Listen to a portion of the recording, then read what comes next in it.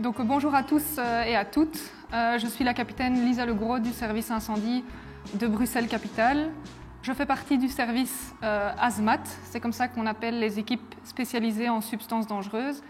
Et je vais ici vous parler d'un petit retour sur la manière dont nous avons géré les désinfections en ambulance dans le cadre Covid depuis le début de cette crise. Alors, comme vous le savez, ça a commencé fin février, début mars. Donc, on a commencé à avoir dans nos interventions ambulances des suspicions Covid. Donc, des ambulances sont rentrées en ayant transporté des patients Covid. Alors, au tout début de mars, ce n'était pas vraiment un problème dans le sens où il y en avait quelques-unes par jour et donc les ambulanciers appliquaient les procédures de désinfection classiques, celles qu'ils connaissaient dans le cadre de transport de personnes contagieuses, comme méningites, etc.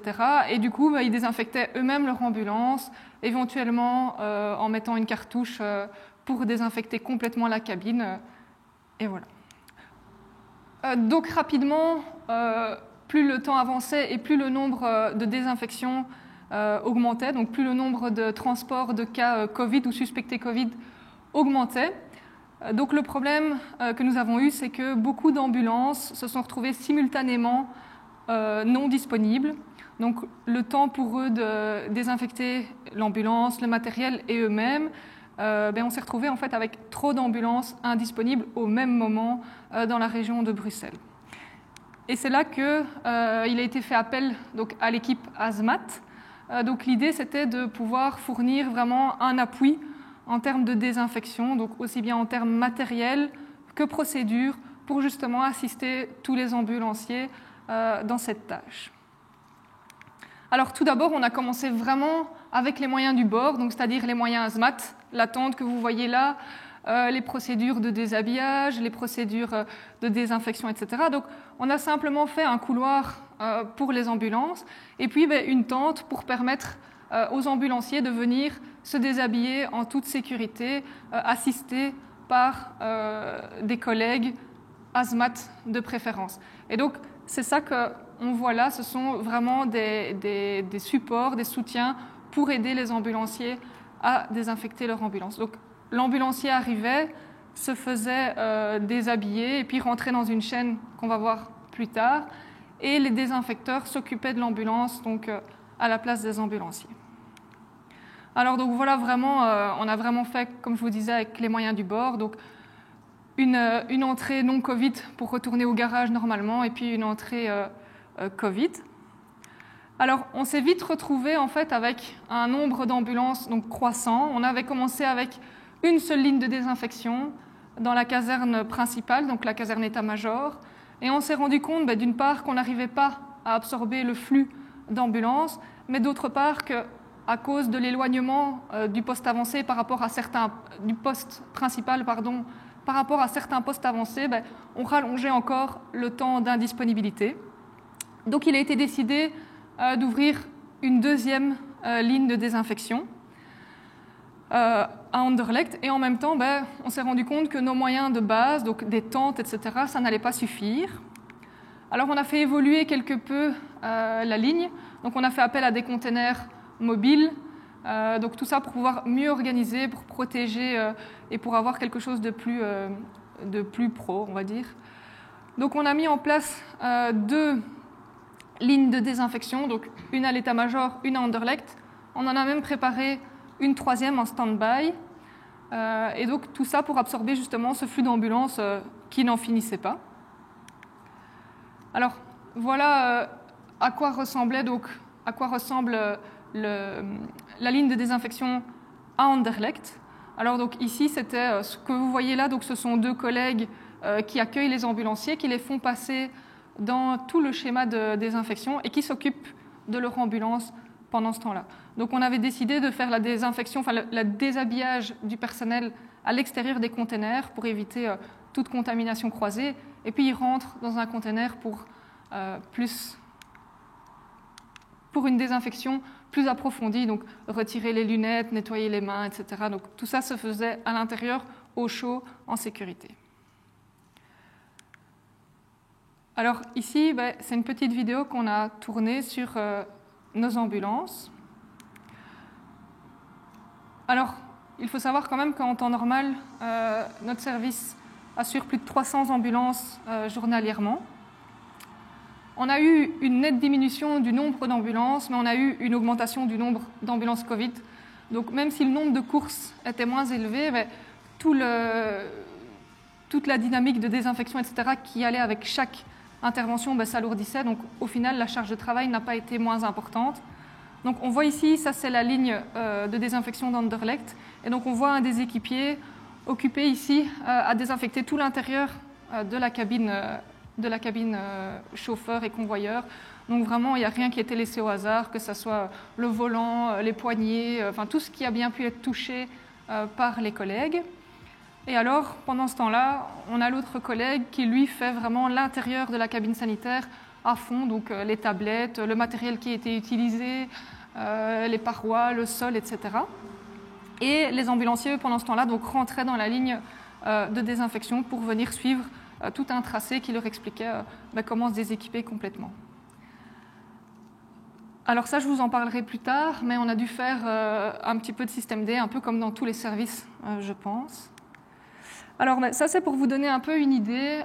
Donc ici, on peut voir le nombre de désinfections sur 24 heures. Donc ça a été divisé en 3 parties. La partie bleue, c'est de minuit à 8 heures. La partie rouge, c'est de 8 à 16. Et la partie jaune, c'est de 16 à minuit. Donc vous voyez qu'il y a un petit peu moins de désinfection ici pendant la nuit. Mais malgré tout, ça reste assez élevé. Donc ici, la période va du 22 mars au 26 avril. Après, ça a continué, mais c'est pour vous donner une idée au plus fort de la crise.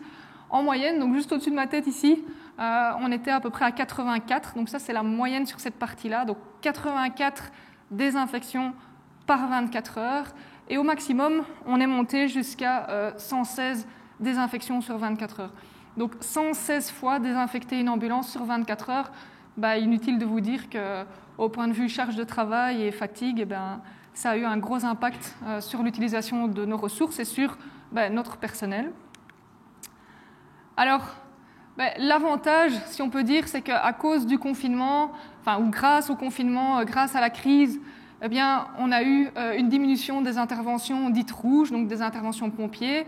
On a eu 40% d'interventions pour incendie, etc. en moins. Ça veut dire quoi? Ça veut dire qu'on a pu utiliser du personnel pour mettre dans nos lignes de désinfection. Donc, on n'a pas eu de personnel supplémentaire. Par contre, on a essayé d'utiliser au maximum nos ressources hazmat, nos connaissances hazmat, mais on a utilisé du personnel de garde. Et le fait qu'il y ait moins d'interventions rouges nous a permis justement de pouvoir garantir ce degré de qualité. Alors, je vais ici un petit peu vous parler des différents challenges que nous avons rencontrés. Pourquoi? Peut-être que vous les avez rencontrés, peut-être que vous ne les avez pas rencontrés, peut-être que vous allez un jour les rencontrer, mais l'objectif ici, c'est de partager avec vous ce que nous, on a vécu, et puis après, de voir comment est-ce qu'on a pu justement y faire face. Alors, tout d'abord, le problème que tout le monde a rencontré, c'était la rupture de stock de matériel. Donc, très, très rapidement, on s'est retrouvé sans stock. On n'a pas eu beaucoup d'appui, pour dire pas du tout d'appui interne, en tout cas fédéral. Donc, ce qui s'est passé, c'est que nos services, comme vous le savez, ont dû se débrouiller chacun comme il pouvait. Donc, on a eu des soucis aussi bien au niveau des produits de désinfection, comme le gel hydroalcoolique, etc., mais surtout des tenues de protection. Donc ça, c'était la tenue de protection, mis à part les chaussettes de protection. C'était la tenue de protection avec laquelle on envoyait nos ambulanciers en intervention suspectée Covid. Et très rapidement, on s'est rendu compte qu'on allait manquer de tenue, on allait manquer de masques FFP2, on allait manquer de gel, etc. Alors, comment ça s'est passé? Comment on a fait face à ça? On a vraiment fait appel à un réseau. Donc, on a toute une série de collègues, de sapeurs, de caporaux, de sous-officiers, d'officiers, qui ont fait fonctionner leur réseau. Donc, toutes les initiatives étaient bonnes à prendre et on a contacté comme ça des écoles de promotion sociale, des entreprises, des grosses entreprises agroalimentaires, des exploitations agricoles, etc. Et en fait, on a racolé, on a demandé si ils avaient des tenues à nous donner, à nous vendre ou quoi que ce soit. Puisque tout était à l'arrêt, bien souvent, ils n'en avaient pas besoin eux-mêmes. Et donc, on a toute une série d'entreprises comme ça qui nous ont répondu favorablement et qui nous ont donné 100 tenues, 1000 tenues, 600... Enfin, voilà. On a réussi comme ça à garder vraiment un stock tampon et de ne jamais envoyer nos pompiers et nos pompières sur le terrain en ambulance sans protection. Donc là-dessus, ça a vraiment été grâce au travail de toute une série de personnes qui se sont montrées volontaires et qui nous ont vraiment, vraiment aidés, qui sont démenés en dehors de leurs heures, etc., pour aller chercher du matériel, pour prendre contact, etc. Donc ça a vraiment été une des choses cruciales dans la gestion, en tout cas du début de cette crise. Alors le problème, c'est qu'on avait beau avoir récolté des centaines, des milliers de tenues, notre consommation de tenues de protection était énorme. Pour vous donner une idée, au plus fort de la crise, on était à 400 tenues jetables utilisées par jour, donc 400 tenues jetées par jour, ce qui veut dire qu'en ayant récolté 800 tenues, on tenait 2 jours, 2 super jours, donc ce n'était pas une solution viable à long terme, donc on a dû trouver des solutions. Alors une des premières solutions, ça a été de réutiliser nos tenues jetables. Donc oui, théoriquement, ce sont des tenues jetables. Comme son nom l'indique, ça ne se réutilise pas. Le problème, c'est que c'était ça où on voyait nos pompiers sans rien, nos pompiers, nos pompières. Donc ce qu'on a fait, c'est qu'on a désinfecté les tenues dans une solution d'eau de javel suffisante et suffisamment longtemps que pour les désinfecter complètement. Ensuite, on les a rincés, on les a fait sécher. Donc, au niveau logistique, c'était tout un bazar pour pouvoir peut-être les réutiliser 2-3 fois. Évidemment, on a fait un contrôle important. Dès qu'elles présentaient un défaut, une déchirure ou quoi, on les jetait. Mais ça nous a quand même permis d'étendre leur durée de vie de 2-3 fois, ce qui n'était pas négligeable. Alors, ce n'était évidemment pas une solution à long terme, puisque malgré tout, on en consommait trop. Donc, une solution qui a été trouvée par le département ambulance, c'était de commander, de faire fabriquer des tenues en polyester, donc ce que vous voyez là, des tenues avec capuche complète, et donc qui offraient une protection malgré tout pour les interventions Covid. Donc, ce n'est pas la même matière que les tenues qu'on utilisait jusque-là, les tenues jetables, les tenues type 6 ou 5. Ici, c'est du polyester, donc ça n'a pas la même étanchéité en quelque sorte, mais ça permettait déjà plus de respirabilité, je vais y arriver. Ça permettait aussi de les réutiliser puisqu'elles sont lavables, et donc ça permet vraiment à long terme de pouvoir faire face à cette crise jusqu'à ce que ça soit terminé. Donc ça veut dire qu'à l'heure actuelle, toute ambulance qui part pour une suspicion Covid part avec nos ambulanciers habillés avec cette salopette. Alors ensuite, il y a eu vraiment la grosse question du choix des produits à utiliser. Alors au début, on s'est vraiment porté sur 3 types de produits en fonction de l'utilisation. On a utilisé tout ce qui était alcool pour la désinfection des surfaces, pour la désinfection du petit matériel ambulance. On a évidemment utilisé l'eau de javel pour tout ce qui était décontamination des sols, décontamination des chaussures. Et on a aussi utilisé du Virkon S. Donc ça, c'était vraiment aussi pour l'utilisation dans l'ambulance. Je vais vous expliquer par après. Donc ça, c'était vraiment les 3 produits de base qu'on a utilisés. Alors, l'eau de javel et le Virkon, on n'a pas eu trop de soucis d'approvisionnement. Par contre, l'alcool, ça a aussi été vraiment un souci. Et là aussi, on a fait appel à des entreprises. On a notamment bénéficié aussi du stock de la protection civile, etc. Alors, le problème qu'on a vite rencontré avec l'eau de javel, donc l'eau de javel, c'est très bien, c'est accessible, ça ne coûte pas très cher et ça fonctionne très très bien pour désinfecter le Covid. Par contre, le problème, c'est qu'il y en a eu 2 sortes. Tout d'abord, nos pompiers, après être passés 40 fois dans la ligne, ne sentaient plus rien tellement ils avaient eu de l'eau de javel dans le nez. Et puis ensuite, on a aussi eu une dégradation des EPI, donc les chaussures, les tenues, les pantalons, etc. Tout était abîmé à cause des éclaboussures de javel. Et les bottes, donc les pédiluves remplis d'eau de javel, détérioraient vraiment les bottes de nos ambulanciers, ambulancières. Un autre problème qu'on a rencontré assez rapidement, c'est des détecteurs CO foutus. Donc les détecteurs CO des sacs ambulances étaient foutus. Pourquoi ? On pense que parce que ça n'a pas été assez rincé et que l'ambulance ayant été gardée complètement fermée, l'eau de Javel a fini par détruire les détecteurs CO.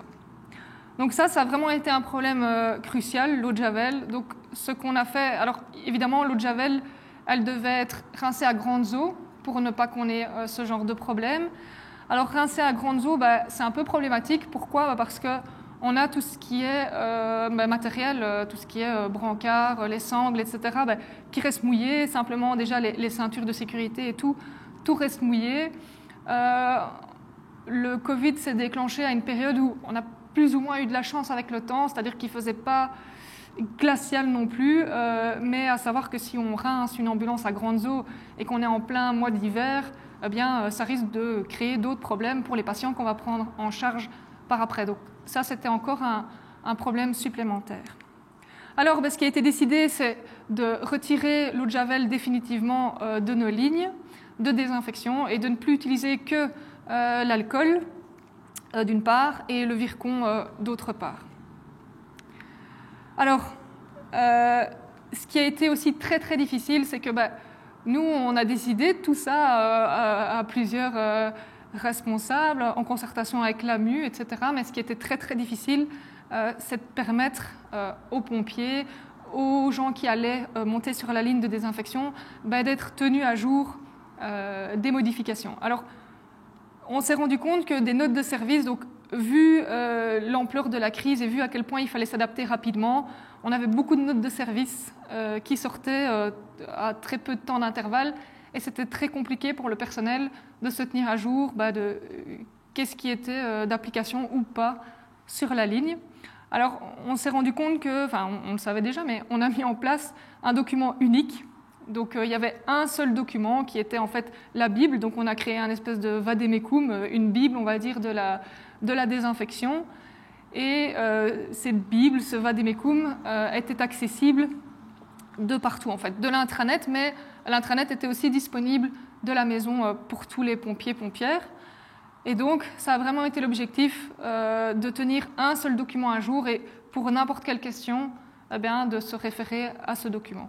Donc ça a demandé un gros travail de synchronisation, être sûr qu'à chaque fois sur le terrain et par écrit, c'était bien la même chose qui était indiquée, en sachant aussi que, étant donné que nous sommes un service bilingue, à chaque fois, en français et en néerlandais, ça devait coller absolument. Alors, quelque chose qu'on a remarqué aussi rapidement, c'est que de mettre donc, tout ça par écrit, c'est très bien, mais il fallait absolument faire des schémas, faire du visuel, expliquer aux gens. Donc ici, c'est l'exemple de schéma qu'on a créé dès le début pour les lignes de désinfection. Donc ici, c'est simplement une ambulance normale qui rentre au poste. Et puis ici, on peut suivre tout le déroulement d'une désinfection. Donc on a l'ambulance qui arrive, qui est prise en charge. On avait ici vraiment le matériel qui devait être employé pour l'ambulance. Et puis on avait vraiment quel sac poubelle devait être mis où, quel était le tracé pour l'ambulancier pour aller faire les différentes étapes. Donc l'étape du pédiluve, et puis de se laver les mains, de retirer son masque, retirer ses lunettes, se relaver les mains, reprendre son matériel, etc. Donc tout ça, on s'est rendu compte que vraiment y apporter des schémas, des explications visuelles, ça avait vraiment une plus-value. Alors pareil, pour les produits, ça a vraiment été une guerre et ça l'est encore un peu aujourd'hui. On s'est retrouvé avec toutes sortes de produits sur notre ligne et dans des quantités dingues. Donc plutôt que d'avoir, trois pulvérisateurs, on en avait tout d'un coup 10. Et puis des produits qui n'avaient rien à faire là. Donc ça a été une très grosse difficulté d'essayer de faire en sorte qu'on ait tout ce dont on avait besoin, mais uniquement ce dont on avait besoin. Et donc là aussi, des schémas en expliquant vraiment, la cabine sanitaire, c'était au Virkon, la cabine chauffeur-convoyeur, c'était à l'alcool, le petit matériel comme les radios, le tensiomètre, le pulsoxymètre, etc., c'était à l'alcool, le matériel spécifique au Virkon, et puis d'expliquer, dans le pédiluve aussi, c'était du Virkon, et puis il y avait les gels hydroalcooliques. Donc tout ça, ça a vraiment été important de le mettre sur papier, de le décrire, de le schématiser, pour vraiment permettre à chacun de voir directement s'il utilisait le bon produit au bon endroit. Alors, un problème aussi auquel on a dû faire face, c'est vraiment la gestion des déchets. Donc là, vous pouvez voir toutes les poubelles jaunes, donc ce sont bien les déchets dits bactériologiques. Donc c'était vraiment tous les EPI potentiellement contaminés. Donc là, on s'est rendu compte de l'importance d'avoir un contrat avec une société d'élimination des déchets qui soit quelque chose de sérieux et quelque chose de régulier. On a vraiment eu un gros souci de déchets, donc les déchets se sont vraiment accumulés pendant un moment. On a aussi eu un problème pour trier les déchets, donc il y avait des choses qui devaient être lavées, il y a des choses qui devaient être jetées, il y a des choses qui devaient être récupérées. Donc ça a été vraiment un gros challenge et c'est vraiment important de pouvoir vraiment faire la liste des différentes poubelles et ce qu'elles allaient accueillir et comment elles étaient traitées par la suite. Alors, aussi un des challenges les plus difficiles, c'était le suivi parce que c'est bien d'avoir un vade-mecum à jour, mais c'était super compliqué pour le personnel. Donc, évidemment, les rôles sont différents. Donc, une garde, vous êtes sur l'ambulance, une autre garde, vous êtes dans l'autopompe, une autre garde, vous avez un autre poste. Et donc, et puis une autre garde, vous êtes en congé. Et donc, en fait, on avait des pompiers et des pompières qui se retrouvaient parfois une semaine ou deux sans avoir été dans la ligne de désinfection.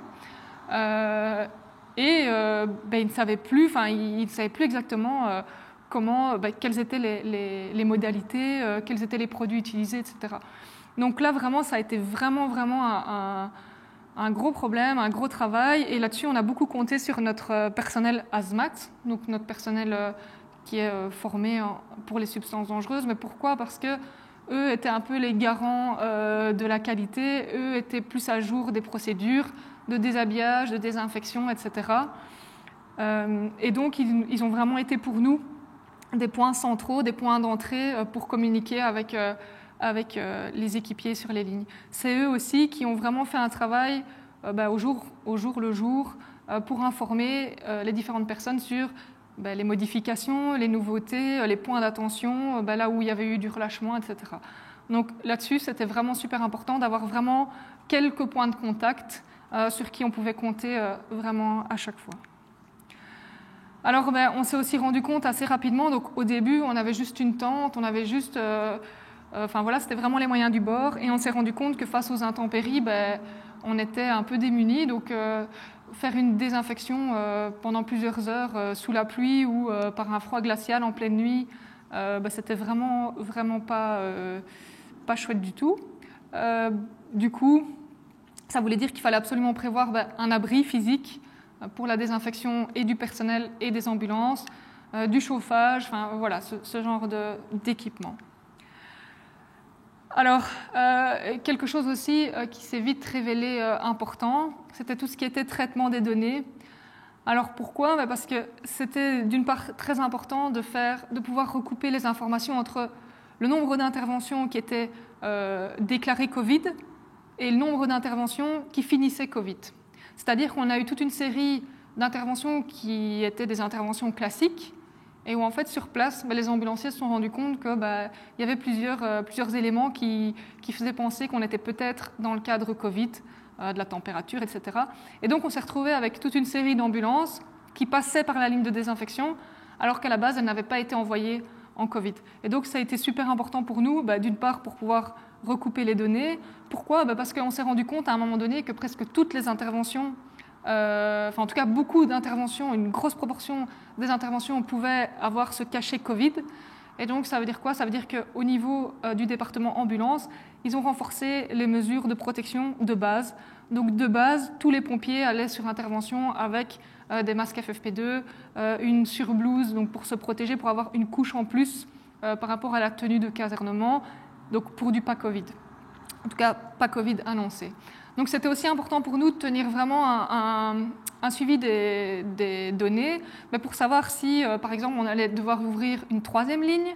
Donc pour rappel, on était quand même à 110 interventions à un certain moment donné sur 24 heures, donc c'est énorme. Et du coup, ça fait quand même pas mal d'interventions par heure, ça fait à peu près 4 interventions par heure. Et du coup, c'était aussi important de savoir est-ce qu'on ouvrait une 3e ligne, est-ce qu'à un moment donné, si ça diminuait, est-ce qu'on pouvait fermer une des 2 lignes, est-ce qu'on pouvait peut-être réduire les créneaux de certaines lignes, parce que c'était important de voir si est-ce qu'on avait encore pendant la nuit beaucoup de désinfection ou est-ce qu'il y avait une différence, et donc pouvoir vraiment adapter notre réponse. Pourquoi est-ce que c'était vraiment important?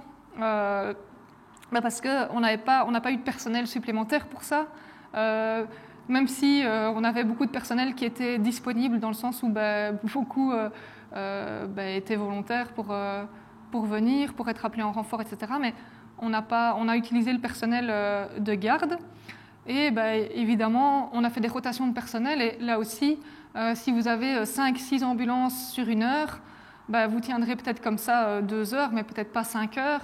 Et à l'inverse, si vous avez quelques interventions par heure, ça va peut-être être plus facile de tenir plusieurs heures d'affilée. Donc là-dessus aussi, on a vraiment tenu les données à jour, vraiment au jour le jour, et pouvoir adapter au niveau du fonctionnement, mais aussi au niveau infrastructure, la réponse qu'on allait apporter à cette crise.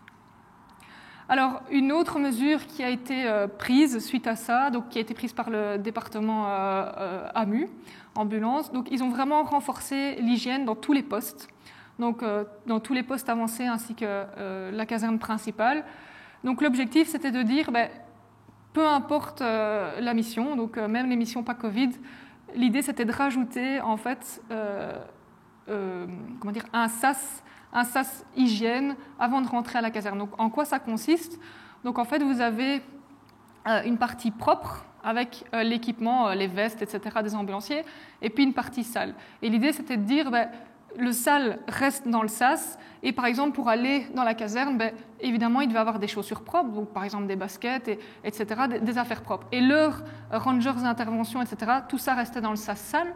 Il y a un pédiluve à l'entrée, il y avait aussi tout un système pour se désinfecter les mains, retirer son masque, etc. Donc l'idée c'était vraiment de renforcer l'hygiène, quoi qu'il arrive, et d'éviter les contaminations croisées entre les ambulanciers, les pompiers, entre les ambulanciers eux-mêmes, et voilà.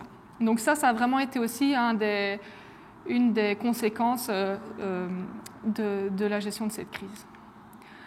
Alors la grosse question qu'on peut se poser, c'est si demain le même, donc on n'est pas encore sorti de cette crise, même si elle a quand même en tout cas diminué, on n'est pas revenu à une centaine de désinfections par jour comme on a pu l'avoir au début.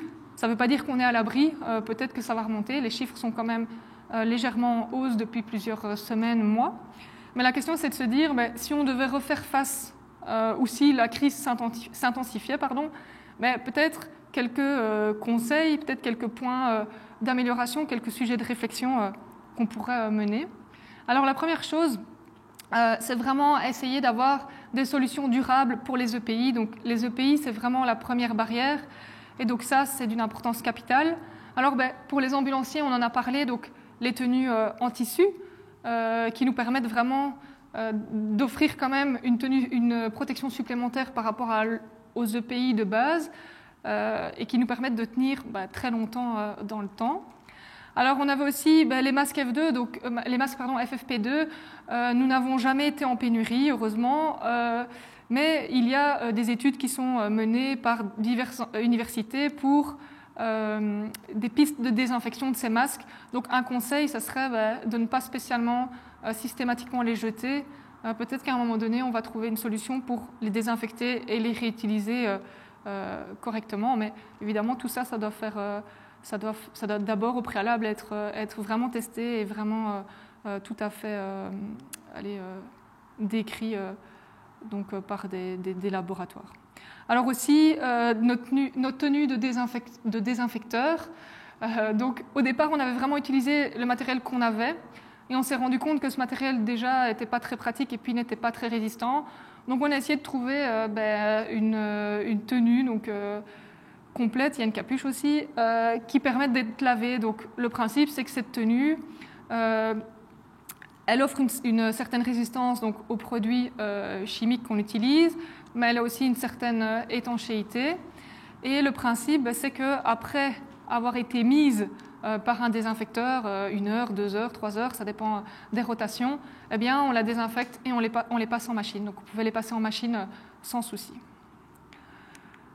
Alors, un des gros challenges auxquels on va devoir faire face, auxquels on fait déjà face, c'est vraiment lutter contre la fatigue, le laisser aller, le ras-le-bol complet de tout le monde. Des pistes d'amélioration, c'est vraiment de réfléchir à des installations les plus ergonomes possibles, donc de vraiment faire en sorte que ça soit facile, que ça soit agréable, etc., de prendre part à toute cette procédure. Essayer d'être à l'écoute du terrain, donc parfois on vient avec une solution et c'est bien sur papier, et puis en fait sur le terrain il y a des difficultés qu'on ignore parfois nous, et c'est important d'essayer le plus possible de répondre à la réalité du terrain. Si le produit qu'on a choisi, en fait ça fait en sorte que les gens ont les pieds trempés à chaque fois qu'ils passent dans la ligne de désinfection, on ne veut pas que les gens aient les pieds trempés pendant 24 heures, c'est super désagréable. Donc dans les faits, ça serait plus facile si ça n'existait pas, mais en fait, ça existe et du coup, il faut trouver une solution. Et c'est toutes des petites solutions comme ça qu'on a dû trouver et qu'on doit encore trouver. Et je pense que c'est vraiment important d'essayer de se rappeler pourquoi on le fait. Et l'idée, c'est vraiment d'essayer d'envoyer tout le monde en intervention avec le plus de sécurité possible. Voilà. Alors, autre chose, donc ménager les gens sur le long terme. Nous, on a vraiment senti un ras-le-bol, une fatigue. En fait, il a sa main un peu mal placée. Donc, en fait, l'idée, c'était de se dire, à un moment donné, tout le monde était fatigué, donc, il a fallu utiliser vraiment toutes les ressources qu'on pouvait, vraiment solliciter tout le monde pour pas que la charge de travail soit réduite à quelques collègues. Donc ça, c'est vraiment, vraiment un gros souci. Et j'ai l'impression que la meilleure solution, c'est d'essayer d'écouter justement les obstacles et les frustrations. Alors, une manière de rendre la station un peu plus ergonome, vous vous souvenez du début, la tente posée comme ça au milieu de la cour. Maintenant, on a mis en place des containers toujours mobiles, mais qui vont nous permettre d'être plus dans la durée. On va rentrer dans les mois d'hiver, etc. Donc voilà, on est prêt, on a quelque chose de fixe. Et l'idée, c'est d'améliorer le confort d'utilisation, donc d'avoir des containers chauffés avec de l'eau courante, avec du savon. Ça, c'est important puisqu'on parle d'hygiène de base. Et voilà, on doit être capable de permettre aux gens de se laver les mains très régulièrement, de permettre de faire en sorte qu'ils aient vraiment des stations de travail adaptées. Il faut faire sécher des lunettes, de permettre qu'on pende les lunettes, etc. Donc, c'est un peu des bricoles, mais plus on peut rendre les choses ergonomiques, et plus ça va être facile pour le personnel de s'y soumettre, en fait. Alors, donc, une autre solution pour peut-être lutter contre la fatigue, le laisser aller, la négligence, etc., c'est peut-être, à partir d'un certain moment, de pouvoir réduire tout ce système et de dire maintenant on va faire en sorte, on va peut-être faire des kits ou quelque chose comme ça pour pouvoir faire les désinfections dans les postes. Donc ça pourrait être une piste d'amélioration. Pour l'instant, on ne la développe pas. Et notre plus grande difficulté par rapport à ça, c'est que si on délocalise, on perd un peu le contrôle. Et ce n'est pas le contrôle de savoir qui a fait quoi, etc. C'est vraiment un contrôle de qualité.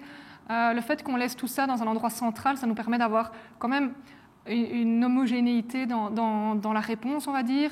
On a aussi nos points, nos instructeurs ASMAT qui sont seulement dans la caserne principale et qui nous permettent aussi d'avoir ce lien assez étroit. Et donc, une difficulté supplémentaire, c'est la gestion des stocks. Donc, pour l'instant, ce n'est pas vraiment évident de gérer tous ces stocks, mais si en plus, on démultiplie le nombre de postes de désinfection, bien évidemment, on complique la gestion des stocks.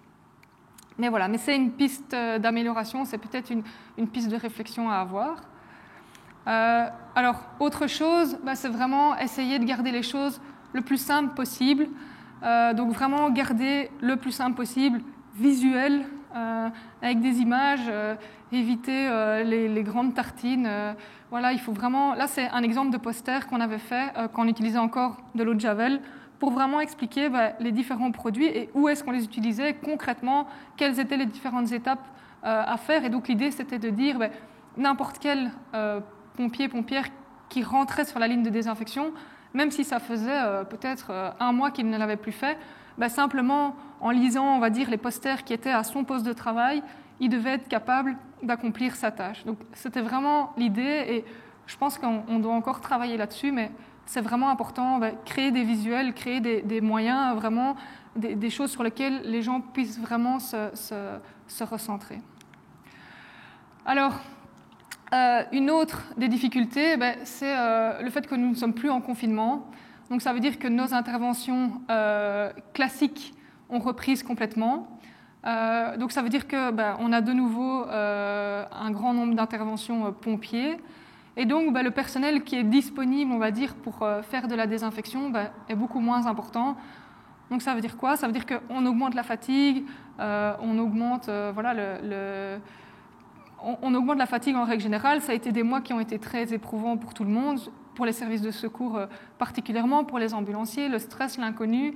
Et là, en plus du travail habituel, il y a cette charge de travail supplémentaire que représente la désinfection. Donc ça, c'est vraiment pas évident. Il faut vraiment essayer de faire garder à l'esprit de tout le monde que c'est vraiment le premier point d'entrée et qu'on doit absolument garantir une désinfection correcte. Alors, quelque chose aussi qu'il faut vraiment organiser dès le départ, c'est le soutien journalier. Donc ça veut dire quoi? On a des horaires, donc on est de garde, on peut être en 24 heures, en 12 heures, etc. Mais ça veut dire qu'on n'est pas là tous les jours. Et ça, c'est vraiment important. On s'est rendu compte pendant la crise qu'il y avait besoin qu'il y ait une présence tous les jours, il y a besoin qu'il y ait quelqu'un qui puisse répondre aux questions, qu'il y ait quelqu'un qui puisse regarder, de pouvoir gérer toutes ces modifications, etc. Donc le suivi, c'est super important. Et là-dessus, on a toute une série de personnels administratifs, logistiques, pour le service ambulance, etc., qui ont fait un travail dingue pour pouvoir justement, au jour le jour, assurer le bon fonctionnement de cette ligne. Donc voilà, l'aménagement aussi, donc tous nos services menuiserie, logistique, tous ces gens-là ont vraiment eu un rôle super important et ont toujours un rôle super important.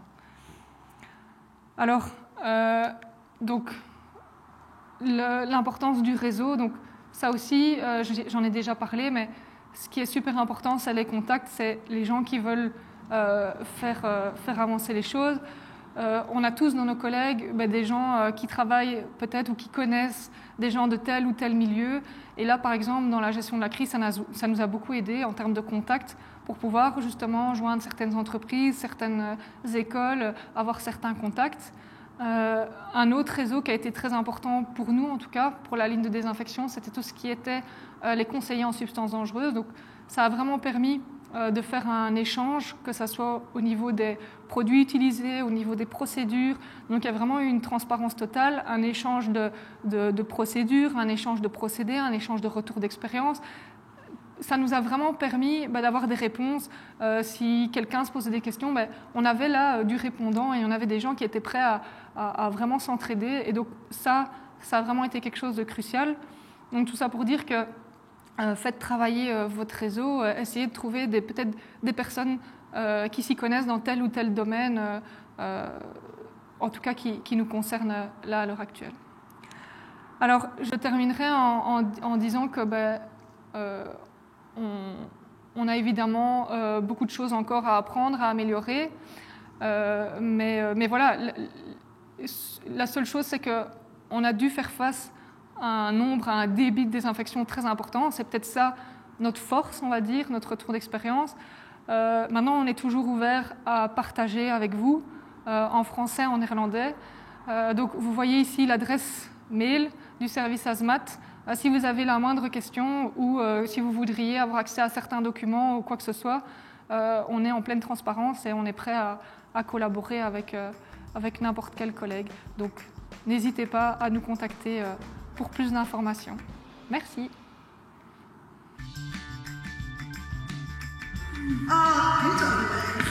Hello. Amai. Stevige schouder, hè? Amai, ça va met uw rug? Oh, Kijk, goed. ah ja. Hey. Hey. Hoe was het? Goed, leuk. Vind je het nog leuk hier? Wij wel. Wij zijn fysiek, hè? Dezelfde bubbel, hè? Dat mag. Ja, dat mag. Amai, goed. Het is nog niet gedaan, hè? Nee. Je kunt nog een workshop volgen. En nog En lezingen en punten scoren. Ja. Zeg, normaal is het nu het moment dat ik een mondbademing geef. Oké, dan denk ik dat ik wel heel even een koffietje ga drinken. Ja, maar ik... Ja. Oh. Ja, nee, kom maar.